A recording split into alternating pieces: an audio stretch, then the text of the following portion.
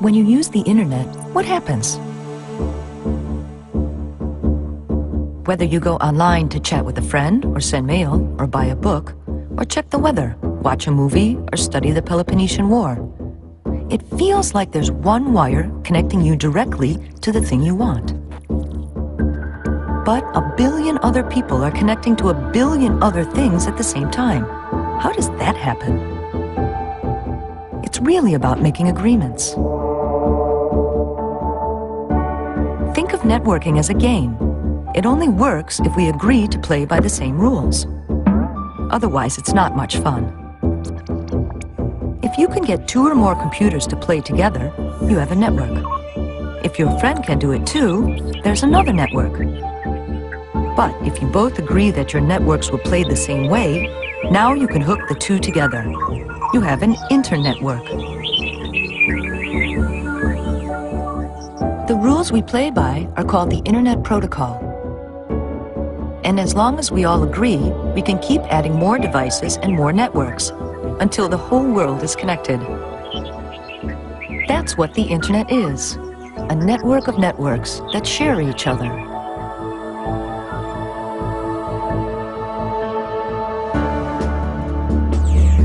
Every device on the Internet has its own unique address. Anything you send via Internet is really just a message from one device to another. But it doesn't travel in one big block. It gets pulverized into tiny packets of data, each one wrapped with info about what it is, where it came from, and where it's going. This way, your one message can actually take several different paths to its destination. Then, by following the protocol, the receiving device knows how to put it all back together. The strength of the Internet is that it's decentralized. With so many possible connections, there is no single point of failure. If one path gets overloaded or broken, your data just takes a different path. Even if a big chunk of the Internet gets wiped out, your message can still find its way.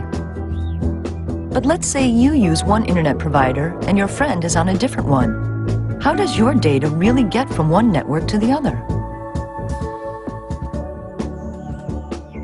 Some companies make private connections with each other to exchange traffic. But more and more traffic is flowing through shared service platforms we call Internet exchange points. An Internet exchange is a place where many different organizations come together to interconnect their technology. There may be access providers, broadcasters, publishers, social network sites, telecom operators. Really, anybody who relies on network traffic can benefit from the exchange. By connecting in a common place, they save costs, and the traffic between them flows faster and much more efficiently. Traditionally, providers have sold each other passage on their networks. But for some providers who regularly exchange traffic, all that buying and selling can get to be more trouble than it's worth. Many of them saw that if they just agree to meet each other halfway, then everybody's costs go down and the traffic moves more smoothly. Providers are able to make a single connection to the platform to exchange traffic with many participants. This way of doing things is called peering, and it's making the Internet faster and more affordable for everybody. The exchange participants make deals with each other according to mutual benefit, so the peering system tends to regulate itself. It may seem like companies are giving away their services, but in fact, each is providing their part of the whole solution their customers need to most efficiently and reliably exchange traffic. The Internet is open, decentralized, and totally neutral. Its intelligence lives at the edge, not in the core. No single organization controls it, and that's why it works as well as it does. By agreeing to cooperate, we all make the Internet happen. And that's how the Internet happens.